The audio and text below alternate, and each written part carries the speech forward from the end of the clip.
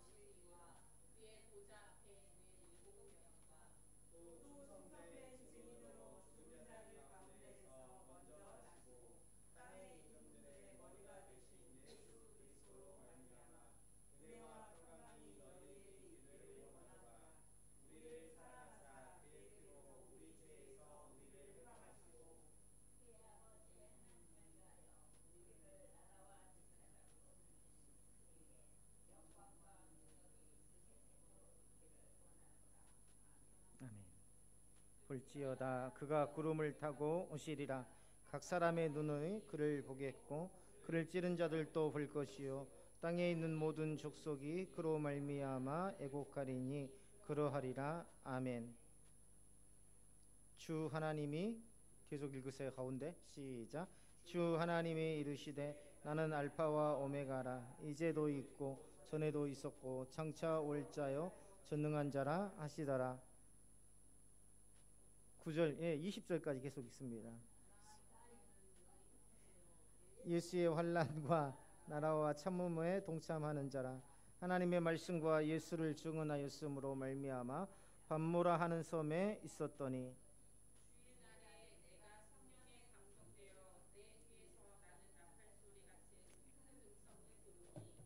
이르되 내가 보는 것을 두루마리에 써서 서머나 보가모 두아디라 사데 빌라델비아 라오디게아 등 7 교회에 보내라 하시기로.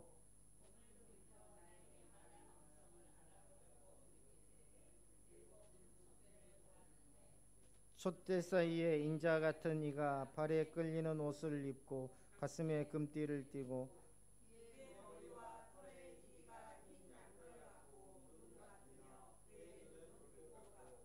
그의 발은 풀무불에 단련한 빛난 주석 같고 그의 음성은 맑은 물소리와 같으며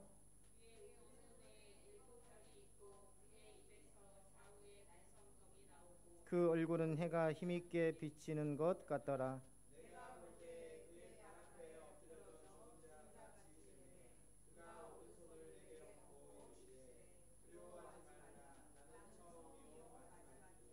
곧 살아있는 자라. 내가 전에 죽었었노라. 볼지어다 이제 세세토록 살아있어 사망과 음부의 열쇠를 가졌노니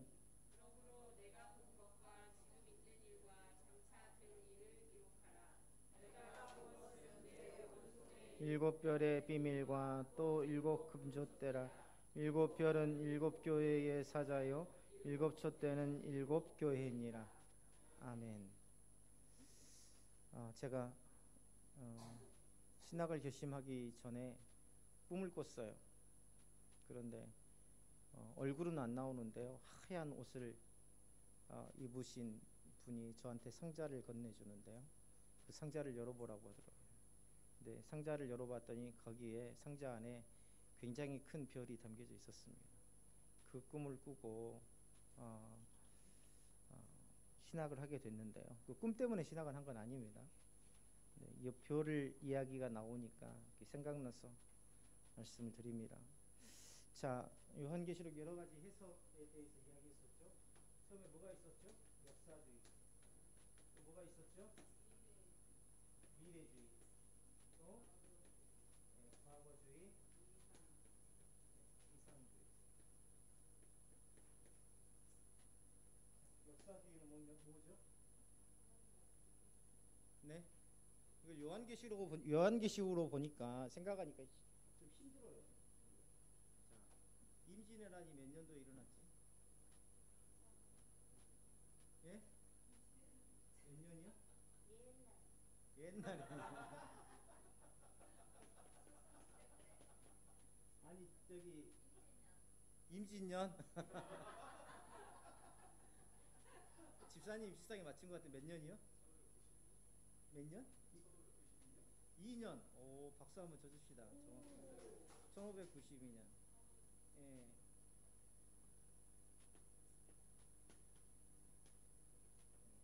이러고 있으면 어떡해? 예. 일본이 쳐들어왔는데 이러고 있으면 어떡해?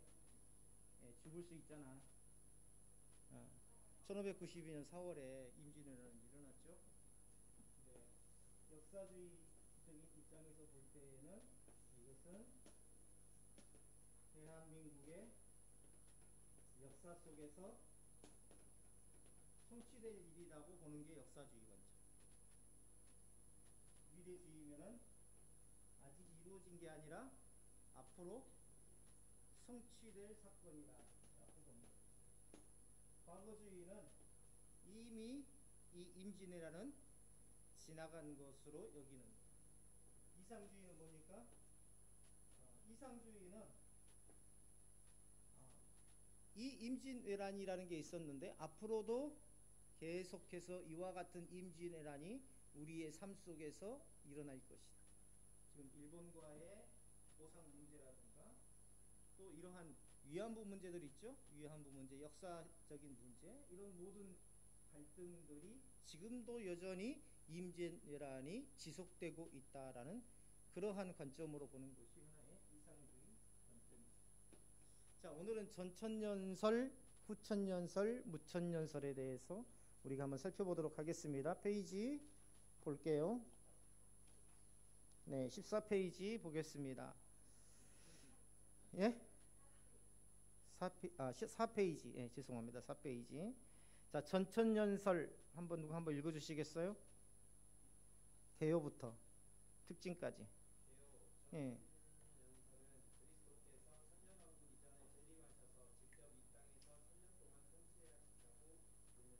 네.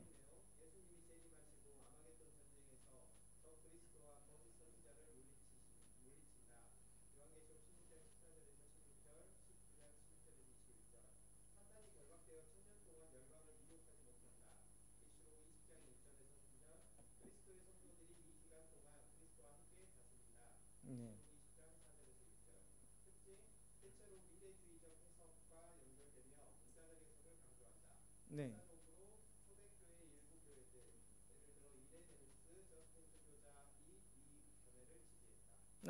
쉽게 말하면 전천년설은 PPT 한번 띄워주실래요, 선생님?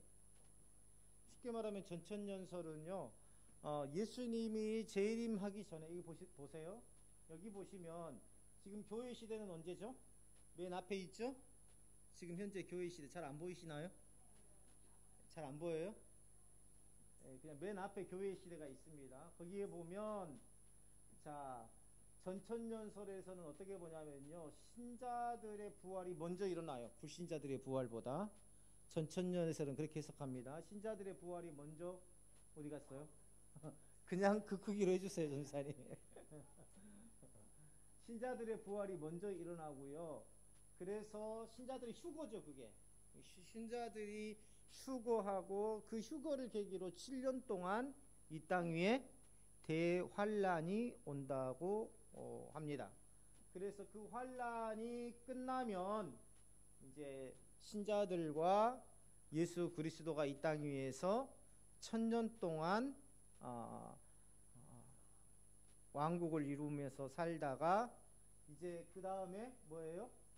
심판이 오는데 그때 불신자들이 부활해서 심판을 받고 믿는 자들은 어디로? 천국으로, 영원한 천국으로. 그 다음에 안 믿는 자들은 지옥으로. 간다는 것이 바로 이 전천년설입니다. 자, 예수님의 재림이 곧 천년 왕국의 시작이 되는 거죠. 그러니까 그리고 이 기간 동안에 사탄은 어떻게 되냐면 결박된다고 봅니다. 그래서 의인들이 그리스도와 함께 왕으로 다스릴 것이라고 보고요. 종말론적 사건을 순차적으로 보는 그런 입장이죠. 자, 또 뭡니까? 신천지가 아마 전천년설이 아닌가라는 생각이 들어요. 이만희와 함께 이 땅 위에서 다스리고 통치한다라고 하니까요. 자, 그런데요, 이 한계가 있어요. 지나치게 이 성경을 문자적으로 해석하는 한계가 있고요. 또 요한계시록의 상징적 요소들을 간과하고 초대교회와 현대교회가 받을 영적 교훈이 약화될 수 있다라는 한계, 또 예수님의 재림과 천년왕국을 너무 구체적인 시간표에 맞추려는 시도가 반복되면서 종말의 시기를 예측하는 오류를 범하거나 신학적 논란의 여지가 될 수 있다. 예전에 다미선교회 있었죠. 이 다미선교회가 바로 전천년설을 주장했던, 그래서 언제 몇 날 몇 월 며칠에 예수님께서 재림하신다. 그리고 재림하신 예수와 더불어서 우리는 새로운 왕국에서 살게 될 것이다 라는 것이 바로 전천년설이죠. 자, 그 다음 후천년설 한번 보겠습니다. 후천년설 누구 한번 읽어주실래요?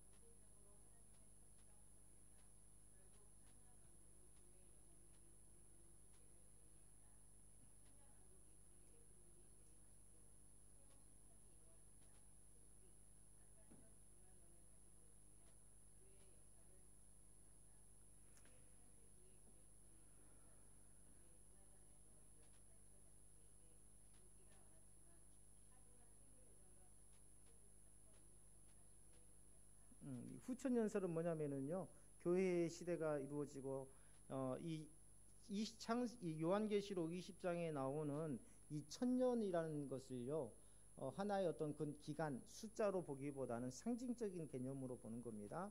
그래서 하나님의 이 뜻이, 하나님의 나라가 점진적으로 확장해 나갈 것이다. 그 시기가 언제인지는 모르지만 그 하나님의 나라가 확장되는 어느 시점에서 바로 예수님의 재림이 이루어질 것이다 라고 보는 것이 바로 이 후천년설입니다. 교회 시대가 가고 천년왕국이 이루어지고 천년왕국이 끝나고 나서 비로소 예수님께서 재림하신다라는 학설을 가진 것이 바로 이 후천년설입니다.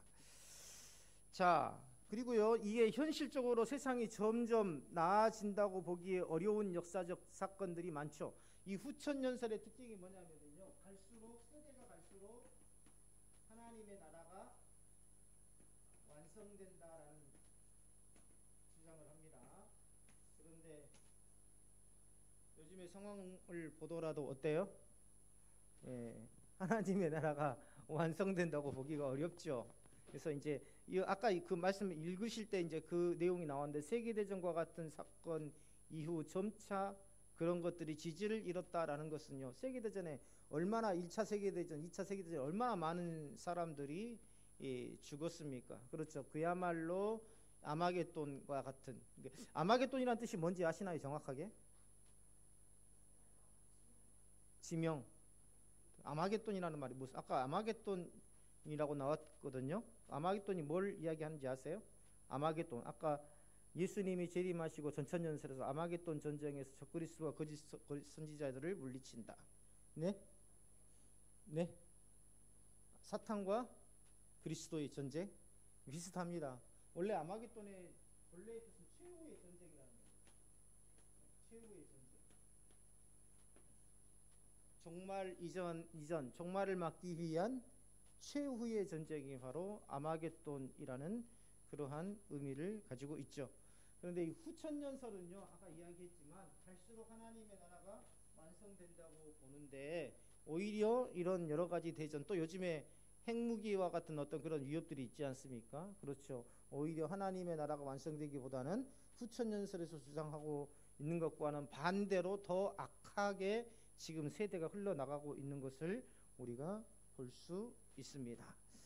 자, 또 핵개발뿐만 아니라 우주 전쟁의 시대도 지금 열려 있어요. 중국이 열심히 지금 달나라에다가 이 로켓을 쏘고 있죠. 그래서 미국이나 러시아나 중국이나 인도나 이런 나라들이 달이나 화성에 지금 선점을 하려고, 지역을 선점을 하려고, 그 자체가 지금 이미 전쟁이 시작되었다라고. 또 이번에 우리가 우크라이나 전쟁에서도 봤듯이 미국에서 위성 서비스를 끊어버리면 어때요? 드론이라든가 이런 것들, 모든 것들이 위치 추적이 불가능해서 무기들이 무용지물이 된다고 합니다.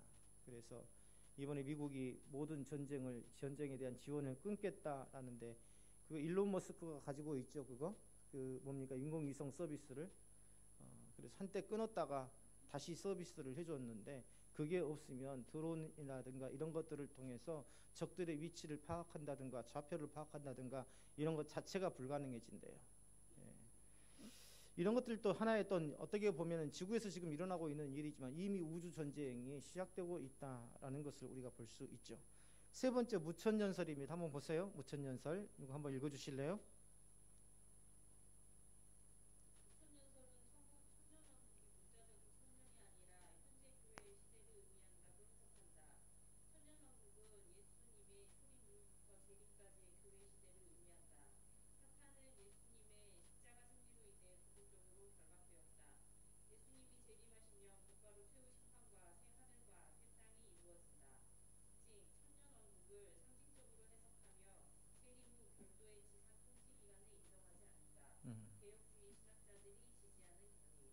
어거스틴이나 칼빈이나 루이스 벌코프와 같은 신학자들이 지지하는데요.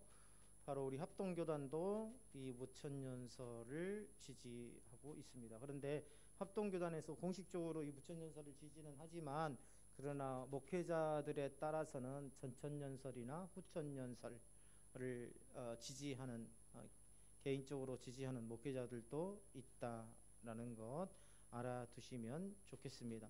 뭐 설명할 필요 없이 너무나도 명쾌합니다. 그냥 PPT를 보시면 지금 우리가 지금 살고 있는 이 교회 시대가 하나의 상징적인 천년 시대이다라고, 천년 왕국이다라고 지금 보고 있는 것이죠. 천년이 단순히 특정 기간이 아니라 하나님의 나라가 현재 교회를 통해서 이 땅에 부분적으로 실현되고 있는 시대를 가리킨다라고 보는 것이 바로 무천년설의 주장입니다. 자, 그런데 무천년설의 장점은 뭐냐면, 요한계시록을 초대교회 성도들에게 실질적인 의미를 가진 책으로 해석할 수 있고요. 예수님의 십자가와 부활이 이미 하나님의 나라를 시작하게 했다는 점을 강조함으로써 성경 전체의 구속사적 흐름과 조화를 이룬다는 점입니다. 근데 한계로는요, 천년 왕국을 상징적으로 해석함으로써 요한계시록 20장에 나오는 천년을 문자적으로 이해하는 이 성경 해석과 충돌될 수 있다라는 것이 한계입니다. 실제적으로 성경에서 정확하게 꼭 집어서 천년 왕국이 뭐다라고 지적하지 못하는 것이 한계라는 것이죠. 자, 천년왕국설에 대한 정리 한번 볼까요? 천년왕국에 대한 논의는 요한계시록 20장을 중심으로 다양한 해석이 존재한다. 어떤 사람들은 예수님께서 재림하신 후 문자 그대로의 천년 동안 이 땅에서 직접 다스릴 것이라고 믿는다. 이게 전천년설이다. 잘 설명이 잘 되어 있어요. 또 뭡니까? 어떤 사람들은 교회가 복음을 전파하고 세상을 변화시켜 결국 하나님의 나라가 점진적으로 확장되는 시대가 올 것이라고 본다. 이게 뭐라고요? 후천년설. 그러나 개혁주의 신학에서는 가장 일반적으로 받아들여지는 해석은 무천년설이다. 무천년설에는 천년왕국을 특정한 시기로 보지 않고 예수님의 초림부터 재림까지의 기간, 즉 현재 교회의 시대를 의미한다고 해석한다. 천년은 상징적인 숫자로서 완전하고 충만한 하나님의 통치를 나타내는 개념이고, 천년왕국이 끝난 후에 예수님이 재림하시고 최후 심판이 이루어진다고 보는 것이다. 그렇죠? 자, 다섯 번째 보겠습니다. 복음적인 교회가 채택하는 것, 개혁주의 신학을 가진 복음적인 교회가 채택하는 것은 뭐냐? 복음적인 해석의 기본 원칙이 있어요. 뭐냐면 복음적인 교회가 채택하는 것은 이상주의적 해석이라고 그랬죠. 그리고 무천년설이라고 했어요. 기억하시길 바랍니다. 요한계시록을 해석하는 방식뿐만 아니라 성경을 해석하는 대체적인 방법이 뭐냐 하면 이상주의적 해석 그리고 무천년설. 어떻게 보면은 이상주의적 해석을 하는 이 개혁주의 입장에서 볼 때 구약 또한 이스라엘의 역사가 아니라 앞으로 하나님께서 우리에게 주시는 확실한 신앙적 메시지가 될 수 있는 것이죠. 자, 그런데 이제 개혁주의에서는 이게 복음적인 해석을 합니다. 우리가 성경을 어떻게 해석해야 되느냐. 그래서 이 개혁주의에서는 복음적으로 해석한다라고 하는데 그 복음적인 해석이 무엇이냐라는 거죠. 첫째는 그리스도 중심적으로 해석합니다. 다시 말하면 창세기부터 요한계시록까지 우리가 구속사적 관점에서라고 이야기하죠. 구속사적 관점에서 성경을 해석하고 본다라고 하죠. 모든 것들을 예수 그리스도라는 이 분에 초점을 맞추고 성경을 읽는다라는 말입니다. 창세기는 뭡니까? 하나님께서 사람을 지으시고 그 사람의 죄로 인해서 예수 그리스도로 인한 죄사함을 예정하시고, 또 요한계시록에서는 신약에서는 예수 그리스도를 통한 구원을 성취하시고, 요한계시록에서는 다시 오실 예수 그리스도를 통해서 영원한 왕국으로 들어가는 것, 이것이 바로 성경의 전체적인 그러한 메시지이죠.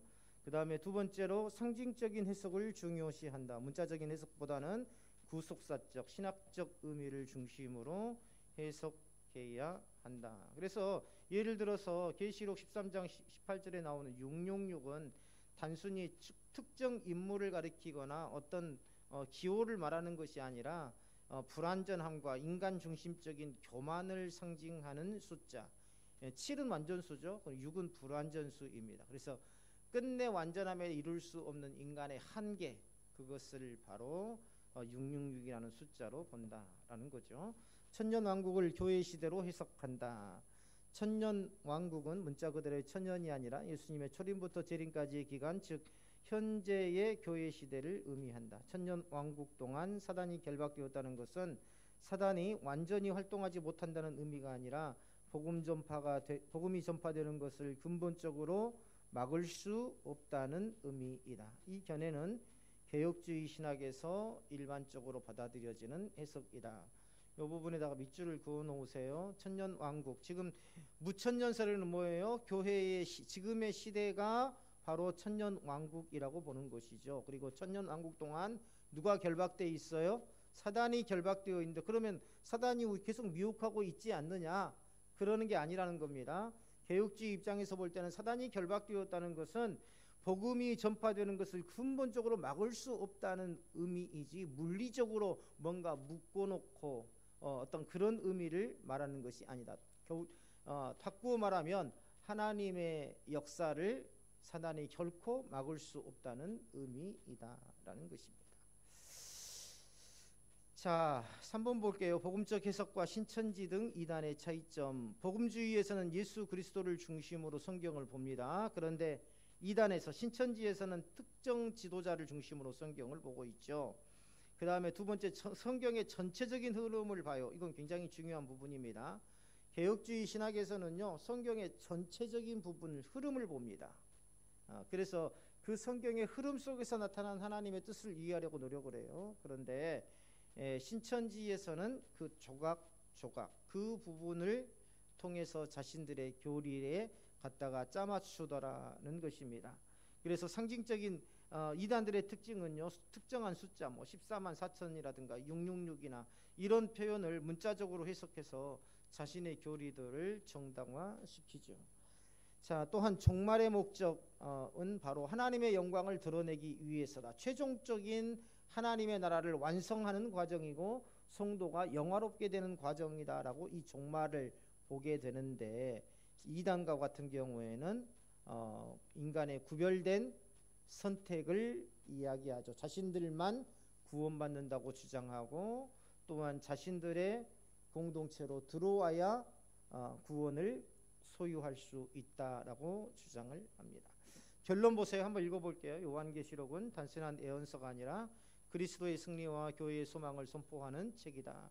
종말의 초점은 특정한 사건이 아니라 예수님께서 이미 승리하셨고 그분이 다시 오셔서 최후 승리를 이루실 것이라는 사실이다. 이 최후 승리라는 것은 어떤 물리적인 어떤 그러한 승리를 말한다기보다는 예수 그리스도와 더불어서 영화롭게 되는 그러한 과정을 이야기하는 거죠. 교회는 이 땅에서 고난을 당하지만 끝까지 믿음을 지키는 자들이 하나님의 나라에 들어간다. 그래서 요한계시록은 공포를 조장하는 책이 아니라 고난 속에서도 신자들이 인내하며 하나님의 나라를 소망하게 하는 책이다. 그래서 복음적인 해석은 무천년설과 이상주의적 해석을 중심으로 하되 종말론의 핵심이 예수님의 승리와 하나님 나라의 완성에 있음을 강조한다. 이러한 해석은 성경 전체의 흐름과 구속사적 맥락에서 요한계시록을 이해하는 가장 균형 잡힌 방식이다. 다 잊어버리더라도 두 가지를 기억해 놓으시기를 바랍니다. 이상주의적 해석, 또 하나는 뭐였죠? 무천년설. 예. 자, 우리 한번 본문 한번 볼까요? 자, 요한계시록 1장 보겠습니다. 자, 예수 그리스도의 계시라 하나님이 그에게 주사 반드시 속히 일어날 일들을 그들의 종들에게 보이시고 그의 천사를 그 종 요한에게 보내어 알게 하신 것이라. 자, 요한계시록을 시작하자마자 반모섬에 갇혀서 예수 그리스도로 인하여서 로마의 압제와 핍박 중에서도 고통받고 있는 1세기 당시 성도들을 향한 요한의 격려와 그 편지를 읽는 성도들의 하나님을 향한 그러한 감동과 눈물이 전해지지 않습니까? 지금 1세기로 내가 돌아갔다고 생각해 보세요. 그리고 내가 그 로마의 군병들로부터, 로마인들로부터 굉장히 차별받으면서 핍박받고 있다고 생각을 해보세요. 그러한 굉장한 어려움 가운데에서, 그러한 굉장히 어렵고 힘든 가운데에서 나한테 서신을 줬어요. 누가? 요한이 서신을 줬어요. 근데 이 서신을 읽는데 결국은 뭡니까? 이 싸움에서 누가 승리하리라? 주님을 믿는 자들이 결국은 승리할 것이다 라는 이 메시지를 이 편지 내용에서 주거든요. 그러면 그 편지 내용을 읽고 어떻게 합니까? 큰 감동을 받을 거예요. 요한계시록은 바로 그러한 관점에서 읽어야 된다. 다시 말하면, 한마디로 말하면 하나님께서 1세기에 로마의 압제하에 있는 모든 이스라엘 백성들에게 이 요한계시록을 주신 것은 그들을 위로하고 또한 그들에게 믿는 자는 반드시 승리할 것이다 라는 이 확신을 주기 위해서. 왜 확신을 줍니까? 이 어려운 시기를 이겨낼 수 있도록 하기 위한 은혜죠. 그리고 고난 중에도 예수 그리스도를 믿는 믿음으로 인내하고 견디며 삶을 살아가고 있는 오늘날 모든 성도의 마음에 하나님을 향한 소망의 간절함이 전해지는 그러한 메시지가 바로 요한계시록이다. 자, 1절 보세요. 다 같이 한번 읽어보겠습니다. 1절. 자, 시작.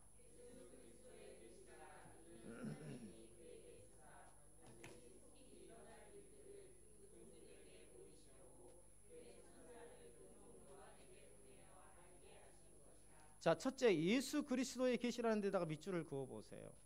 이 요한계시록으로는요, 어떤 막연한 어떤 예언집이라든가 또 다른 곳에서 오는 그러한 묵시록이 아니라 바로 예수 그리스도의 계시, 예수 그리스도의 계시라는 것입니다. 또 속히 일어날 일들이라는 데다가 밑줄을 그어 보세요. 요한계시록이 앞으로 일어날 종말적인 현상에 대한 호기심이나 궁금증을 풀어주는 책이 아니라, 다시 말하면 비밀스러운 책이 아니라는 거예요. 신천지에서 말하는 그러한 풀어야 할 열쇠가 아니라는 겁니다. 비밀의 문이 아니라는 거예요. 예수 그리스도를 통해서 일어날 미래적인 묵시의 이야기라는 것입니다. 예수 그리스도를 통해서 일어날 미래적인 묵시의 이야기다. 자, 그런데 이러한 미래적인 이야기는요, 추상적이며 환상적인 이야기가 아니죠.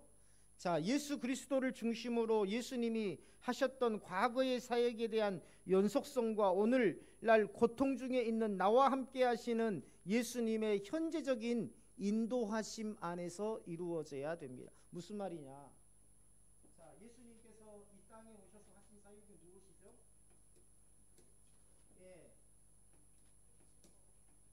핵심은 십자가를 통한 구원의 사역을 완성하신 것입니다. 그렇죠? 그런데 예수님께서 왕궁 중에 거하면서 예수님께서 즐거움을 이 땅에서 누리시면서 그렇게 구속사역을 완성하셨습니까? 아니죠. 고난 중에 완성하셨어요. 고난 중에 예수 그리스도께서 십자가에 달리시고 그 고난 중에 예수님께서 구원의 십자가 위에서 구원을 완성하심으로써 하나님의 뜻을 성취하셨죠. 그래서 이 요한계시록을 읽을 때에 우리가 예수님의 구속사역을 생각해야 되고, 그 관점 안에서 오늘날 우리 또한 성도로서 이 땅 위에서 결국에는 지금 힘들고 어려운 삶을 살고 있지만, 그러나 예수 그리스도와 같이 최종적으로 우리 또한 승리하게 될 것이다라는 그러한 확신, 하나님께서 우리를 그러한 승리 가운데로 인도하신다라는 그러한 확신을 가지고 요한계시록을 우리가 이해해야 한다. 자, 오늘 우리도 요한계시록을 묵상하면서 성령의 감동을 따라 아멘 이 말씀마다 고백되어져야 합니다. 자, 아까 예수 그리스도의 계시라는 데다가 밑줄을 그었죠. 자, 이 신천지 해석은 뭐냐면은요, 예수님의 계시를 이긴 자가 누굴까요? 신천지 교주를 이야기합니다. 이름을 쓰는 것은 상가합시다. 그냥 신천지 교주를 말하는 거예요. 예수 그리스도의 계시라는 것은 신천지에서는 예수님의 계시를 이긴 자가 받아서, 신천지 교주가 받아서 전하는 것이기 때문에 신천지 교주가 계시를 해석할 수 있는 유일한 존재. 뭐라고요? 신천지 교주가 이 요한계시록을 해석할 수 있는 유일한 존재라고 주장을 합니다. 자, 그러면 정통교회 개혁주의에서는 이걸 어떻게 해석하는가? 예수 그리스도, 자, 아까 뭐라 그랬습니까? 1절에 누구의 계시라 그랬어요? 이만희의 계시예요? 예수 그리스도의 계시입니다. 예수 그리스도의 계시. 그렇죠? 예수님께서 직접 주신 계시예요. 역사적으로 볼 때는 1세기에 로마의 압제하에서 핍박받는 성도들, 이상주의적 관점에서 보면 오늘날 이 땅 위에서 힘들고 어려운 가운데에서도 예수 그리스도를 믿고 천국을 소망하며 나아가는 모든 하나님의 백성들, 이들에게 주신 계시다. 누가? 예수 그리스도께서 사도 요한이 기록해서 교회에 전한 것이죠. 그리고 이것은 이미 완성된 하나님의 말씀으로 성경 안에서 해석되어야 한다. 보세요. 개혁주의에서는 우리의 구원을 이미와 아직 사이에 있다라고 말합니다. 이미와 아직 사이. 다시 말하면 예수 그리스도의 구원은 완전합니까? 불완전합니까? 완전해요. 완전한 구원입니다. 우리의 어떤 행위도 필요 없는 완전한 구원입니다. 오직 하나님의 은혜입니다. 믿습니까? 그래서 이 구원은 완전해서 이미 우리는 천국을 얻은 자들입니다. 그러나 우리는 아직 어때요? 그 천국에 들어갔나요? 안 들어갔나요? 아직 안 들어간 상태죠. 그래서 우리의 구원이 이미와 아직 사이에 있다라고 보는 것이죠. 마찬가지로 이 요한계시록도, 자, 역사적으로 볼 때는 이 로마의 압제에서 고통받는 성도들이 지금 힘들고 어려운 가운데에서도 믿음을 지키고 있어요.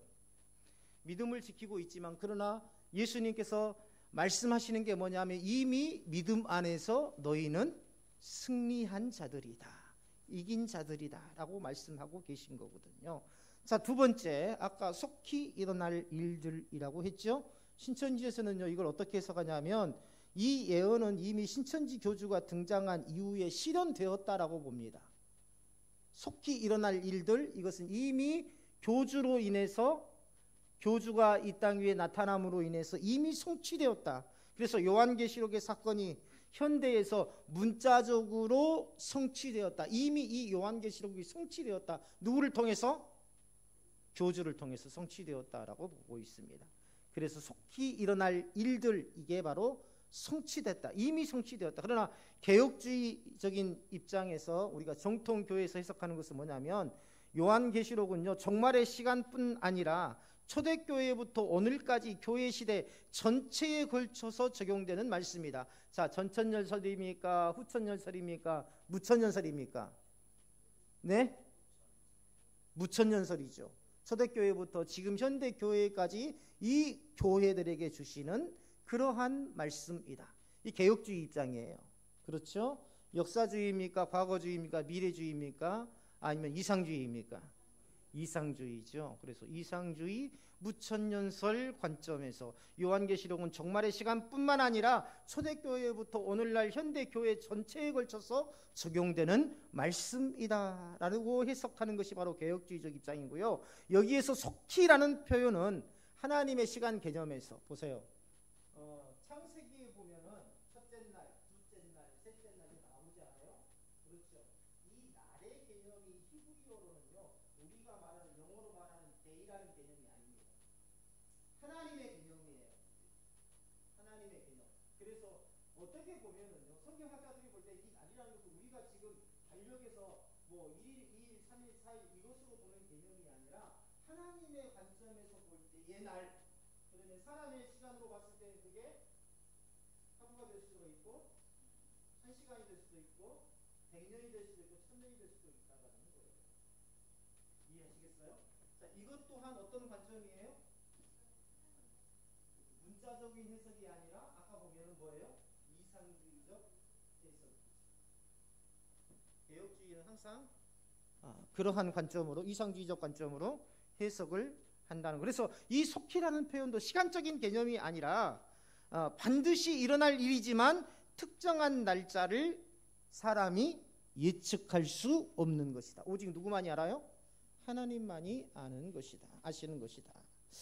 자, 그래서 예수 그리스도로 인해서 핍박과 고난을 받고 있는 이 로마 시대의 로마의 식민지하에 믿음의 사람들에게 요한이 예수 그리스도의 격려와 소망과 권면을 담아 보낸 편지가 바로 이 요한계시록입니다.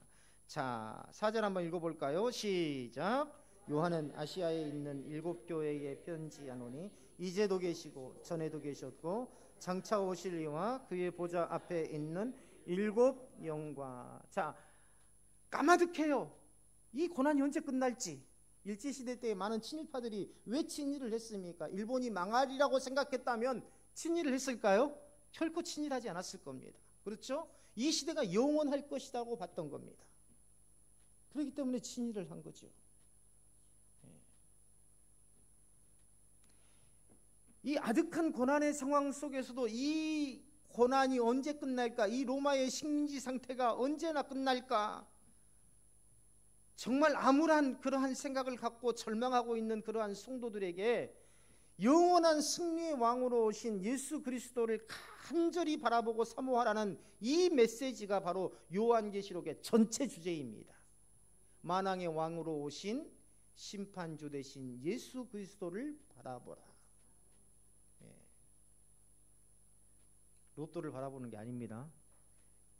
때로는 그게 우리에게도 위로가 되죠. 그렇죠? 막연한 것이지만 어때요? 그 종이 쪼가리 하나에 셀러리맨들은 위로를 삼지 않습니까? 지금 힘들어도 나는 이것만 되면 나는 끝이야.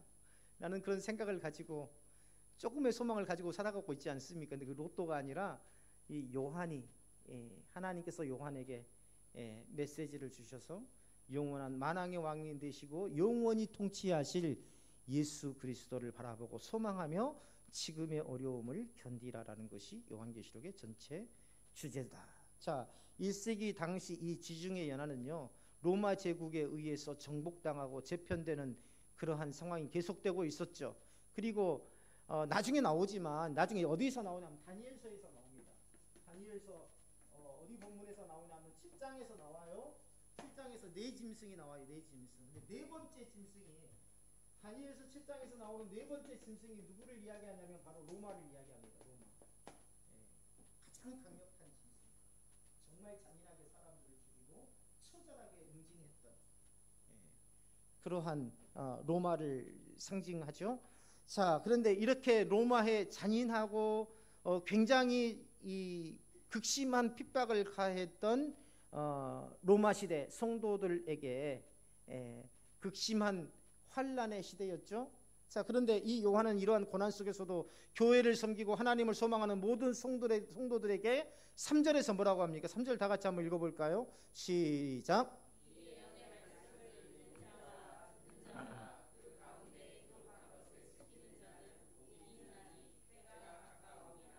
예. 자, 4절 먼저 보면은요, 4절에 보면 7교회가 나와요. 이 7교회라는 것은 신천지에서 뭘 이야기하는 걸까요? 네? 자기네 교회요? 혹시 신천지에서 교육 받으셨어요? 신천지에 가면 7지파가 있죠. 네, 7지파를 만들어 놓고 7교회가 바로 요한계시록의 7교회가 자신들의 지파라고 이야기를 합니다. 그래서 자신들의 지파를 통해서 이 7교회가 성취되었다. 7교회는 초대교회가 아니라 신천지가 말하는 특정한 7집단을 의미한다라고 가르치고 있죠. 그런데 정통교회에서는 어떻게 합니까? 7교회는 실제로 소아시아에서 존재했던 교회들이다. 그리고 동시에 모든 시대의 교회를 대표하는 상징적인 의미를 갖는다. 어떤 관점? 이상주의적 관점. 또 한편으로 뭐예요? 두 가지의 관점이 있어요. 여기는 7교회는 실제로 소아시아에 존재했던 교회들이며 동시에 모든 시대의 교회를 대표하는 상징적인 의미이다. 이상주의적 관점이 있고 또 뭐가 있습니까? 사실주의가 있어요. 미술에서 사실주의는 제가 들어봤는데 과거주의죠. 이미 일어난 일들, 또 역사주의적인 관점도 있습니다. 그렇죠? 모든 교회의 어떤 사역을 통해서, 교회의 역사를 통해서 하나님의 말씀이 성취되는 것으로 보는 것들. 자, 또 거기 4절에 보면 이제도 계시고 전에도 계시고 장차 오실이라라는 말씀이 있어요. 신천지에서는 뭐라고 하냐면요, 이걸 예수님이 직접 오시는 것이 아니라 신천지 교주가 예수님의 사명을 받아서 계시를 완성한다라고 주장을 합니다. 다시 말씀드립니다. 예수님께서 직접 오시는 것이 아니라 신천지 교주가 예수님의 사명을 받아서 계시를 완성한다라고 주장하죠. 그 다음에 개혁주의적 해석은요, 삼위일체 하나님을 가리킵니다. 예수 그리스도께서 반드시 재림하셔서 심판과 구원을 이루실 것이라는 약속입니다. 다니엘서 7장에서도 삼위일체 하나님이 언급이 돼요. 다음 주 새벽 다니엘 7장 언급할 때에 어떻게 이 삼위일체 하나님이 언급이 되는지에 대해서 이제 배우시게 될 겁니다. 자, 그래서요, 삼위일체 하나님을 가리키고 예수 그리스도께서 반드시 재림하셔서 심판과 구원을 이루실 것이다 라는 것이 바로 개혁주의적 입장입니다. 아까 3절 다시 들어가 볼게요. 3절에서 이 예언의 말씀을 듣는 자와 읽는 자와 듣는 자와 그 가운데 기록한 것을 지키는 자가 복이 있도다라고 말씀하시죠. 자, 신천지 해석은요, 요한계시록을 신천지 교리를 통해서 해석하고 따르는 자들만이 구원을 받는다고 주장합니다. 그래서 이 예언의 말씀이라는 것은 누구에게서 나온 말씀? 예수님에게서 나온 말씀이 아니라 이만희를 통해서 해석된 요한계시록을 이야기를 하는 겁니다. 그래서 이것을 읽고 이것을 듣고 이 기록 이것을 지키는 자가 자만이 구원을 얻는다라고 주장하죠. 그런데 개혁주의에서는 요한계시록을 포함한 성경 전체를 바르게 읽고 듣고 지키는 자들에게 복이 약속되어 있고 이것은 모든 성도가 경건한 삶과 믿음 안에서 성취를 이룰 수 있는 말씀이다라고 보고 있습니다. 자, 우리는요 성경의 모든 예언의 말씀이 어제와 오늘 그리고 내일 우리와 함께 하실 예수 그리스도를 중심으로 교회 안에서 듣고 읽고 이해하려고 하지 않고 이단의 요설에 마음을 기울이지 않아야 합니다. 출근하기 전에 성경책을 신발장 위에다 올려놓는다고 그러죠. 신발을 딱 신고 나서 성경책을 딱 펼쳐본다고 합니다. 환난 날에 여호와께서 내게 응답하시고 야곱의 하나님이 너를 높이시리라. 아, 하나님께서 오늘 나에게 뭔가 응답을 주시겠구나, 이런 성경 또 내일부터 그렇게 하시는 분 계신다, 또 틀림없이 보면. 이 성경을 그렇게 부분적으로 해석하는 것이 아니라 성경 전체, 아까 제가 말씀을 드렸죠. 창세기부터 요한계시록까지 어떤 관점에서? 그렇죠. 구속사적인 관점에서 이해를 해야 된다. 자기중심적인 해석이 아니라 구속사적인 관점에서 성경을 읽어야 한다라는 것. 자, 요한은 7교회에서 보내는 편지를 통해서 삼위일체 하나님을 분명히 드러내고 있어요. 보면은요, 이 다니엘서 7장에도 이 내용이 똑같이 나옵니다. 어떻게 나오냐면 4절 5절 한번 보세요. 요한계시록. 자, 4절 5절 한번 같이 읽어볼까요? 자, 시작.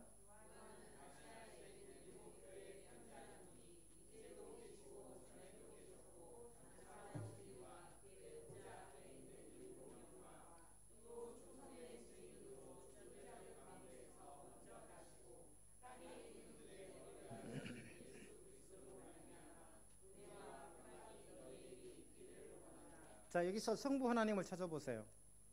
성부 하나님을 언급한 구절을 한번 찾아보세요. 대목을. 네?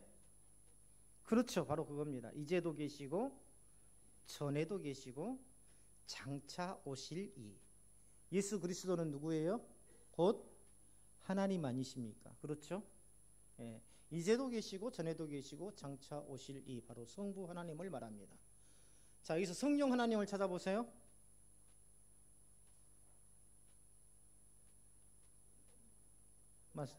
그렇죠. 일곱 영이라는 건 완전하신 하나님의 완전성을 말합니다. 하나님의 신성을 말하는 거예요. 하나님의 영. 그래서 그 보좌 앞에 있는 일곱 영, 성령 하나님을 말합니다. 자, 성자 하나님이 있나요? 거기에 뭐가 있나요? 어떻게 있나요? 맞습니다. 은혜와 평강이 너희에게 있기를 원하노라. 은혜요, 우리의 은혜가 되시고 평강의 왕이 되신 예수 그리스도를 말하는 것입니다. 그래서 요한계시록에서 사도 요한이 7교회의 편지를 쓰면서 삼위일체 하나님에 대해서 언급하고 있고, 그 삼위일체 하나님의 이름으로 이 서신을 7교회에 보내고 있죠. 자, 그리고요, 자, 예수님께서 십자가의 죽으심으로써 우리를 해방시키고 우리를 나라와 제사장으로 삼으셨다라는 말씀이 어디에 나옵니까? 6절에 나와요. 5절과 6절. 5절과 6절 한번 읽어볼까요? 시작.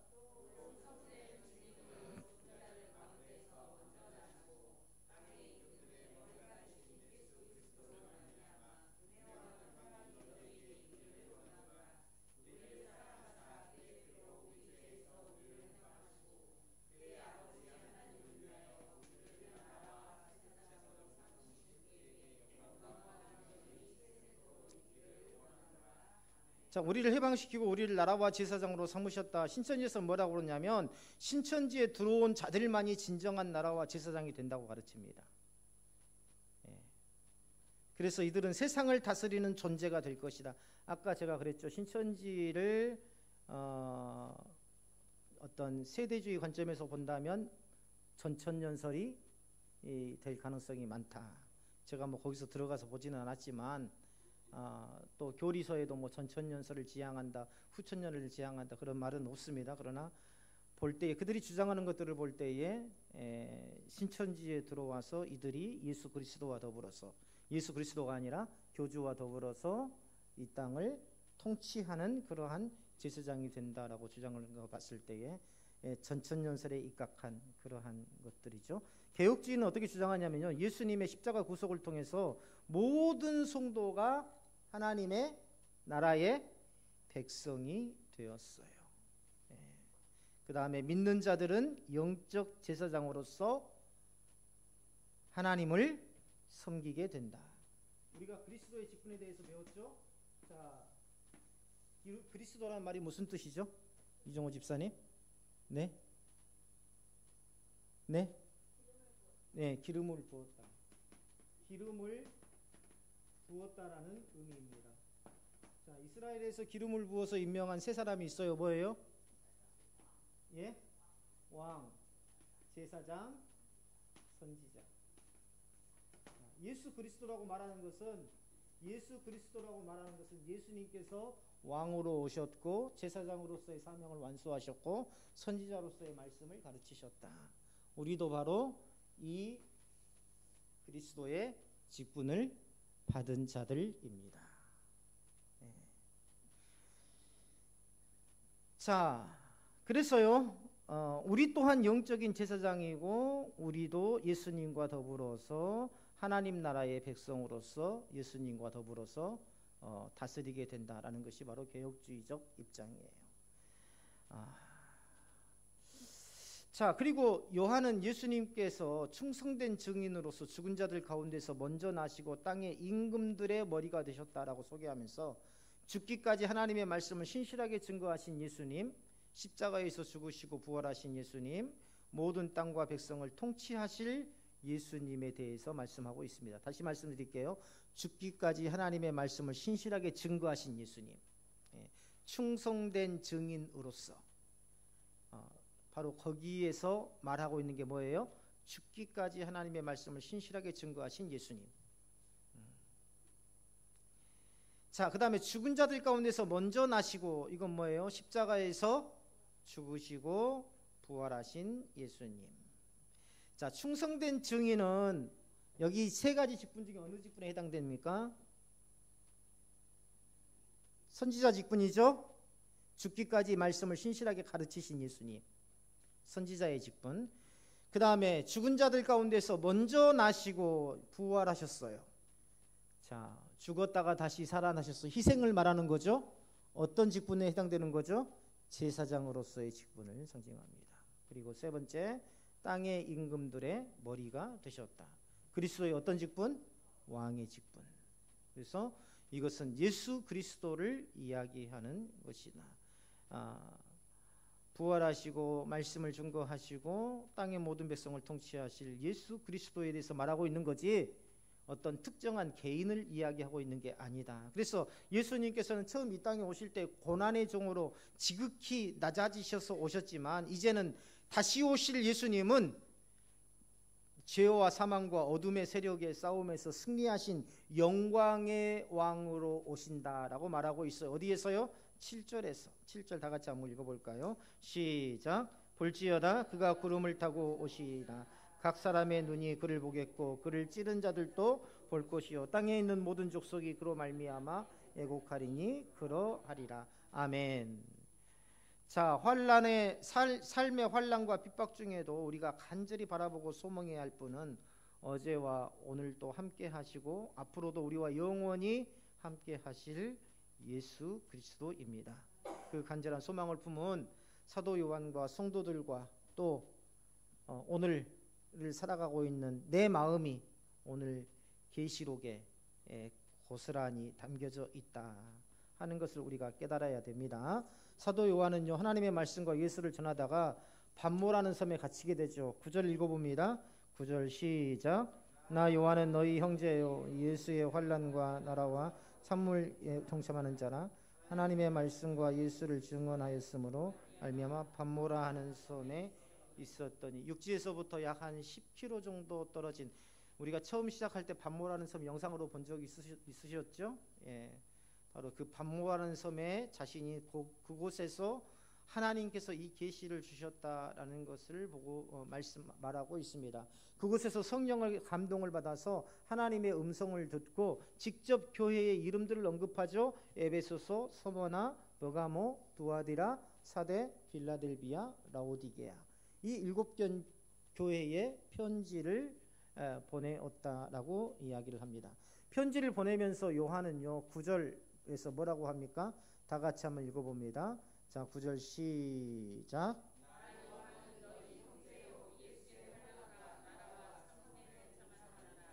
네, 네, 거기까지.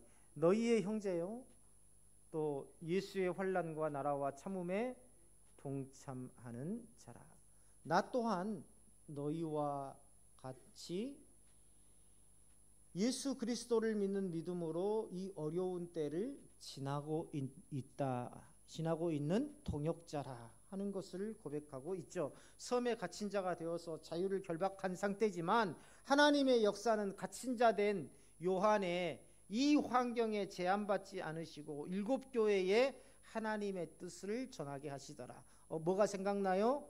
목회서신이 생각나죠. 감옥에 갇혀 있지만 바울이 로마에 편지를 보내고 에베소 교회에 편지를 보내고 갈라디아 교회에 편지를 보내서 그들의 여러 가지 신앙적 문제들 속에서도 교회를 잘 세워나갈 것을 당부하는 이 사도 바울의 편지, 이것처럼 사도 요한이 지금 핍박받는 성도들에게 그러한 편지를 보내고 있습니다. 이걸 볼 때요, 우리의 환경과 조건은 하나님의 역사를 이루는데 제약이 될 수 없습니다. 나는 가난해서, 나는 못 배워서, 나는 유학을 갔다 오지 않아서, 나는 머리가 안 좋아서, 나는 나이가 먹어서, 이런 조건은 하나님의 역사를 이루는데 제약이 될 수 없더라. 우리가 갈렙이 90세가 넘어서 선포하죠. 이 산지를 내게 주소서. 세상은요, 나를 가난이라는 이름으로, 때로는 무명이라는 이름으로, 자격 미달이라는 이름으로 가둘 수는 있지만 세상은 나를 그렇게 가둘 수 있어요. 특히 우리나라에서는 그런 차별들이 심하지 않습니까? 그래도 지금은 많이 나아졌어요. 예전에 80년대에는요 대기업에 취업을 하려고 이력서를 내면은요 지방 이력서는 뜯어보지도 않고 그대로 다 휴지통으로 다 들어갔습니다. 뜯어보지도 않아요. 특히 전라도 사람들은요. 그래서 그 전라도 사람 중에서 그런 사람들이 있어요. 아예 경상도 쪽에다가 원적을 옮기는 사람들도 있었어요.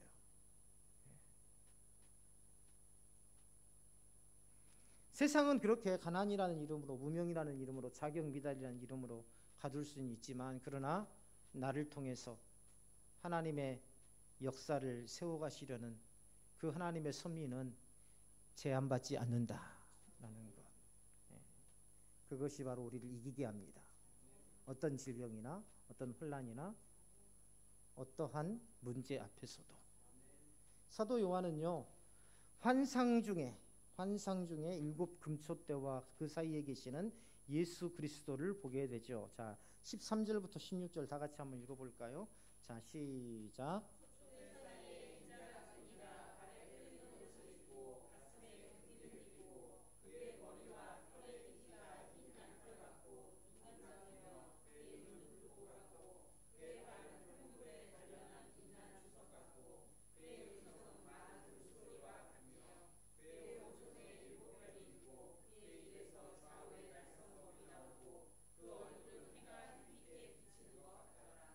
아멘. 자, 오른손에 7별이 있다는, 오른손이란 것은 능력을 상징하죠. 힘과 능력을 상징하는 게 일곱 오른손입니다. 7별은 교회를 말하는 거죠.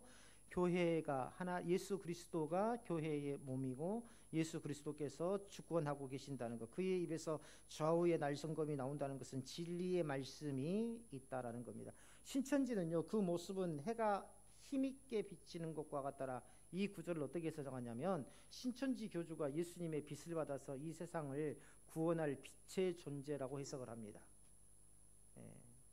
근데 이것은요, 우리 개혁주의 입장에서는 뭐예요? 예수 그리스도의 영광을 상징합니다. 아까 예수님께서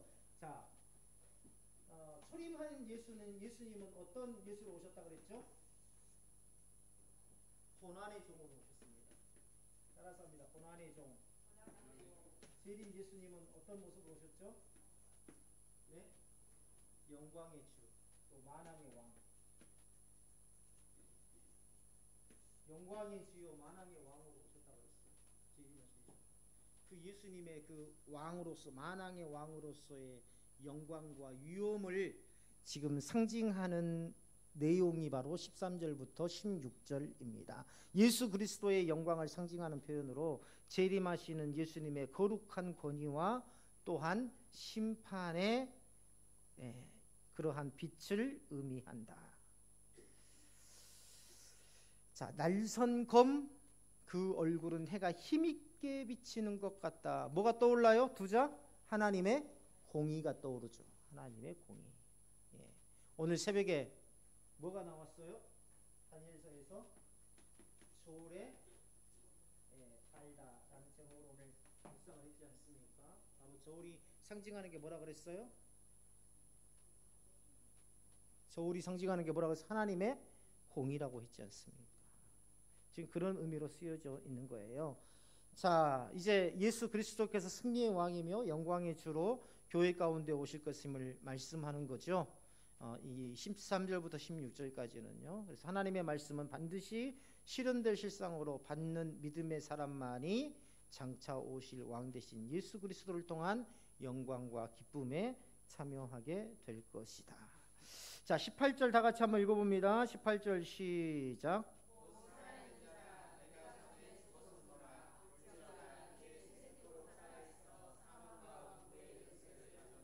여기서 사망과 음부의 열쇠를 가졌노라 데다 밑줄을 그어보세요. 거기에 보면 신천지는요, 이건 뭐 뻔하죠. 누가 그 열쇠를 가졌다고 말할까요? 신천지 교주가 그 열쇠를 받아서 영생을 줄 수 있는 권한을 교주가 가졌다라고 가르치고 있습니다. 개혁주의에서는 뭐예요? 오직 예수 그리스도께서 사망과 지옥의 권세를 이기셨습니다. 자, 종말의 심판은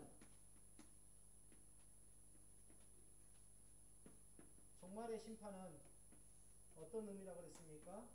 영벌과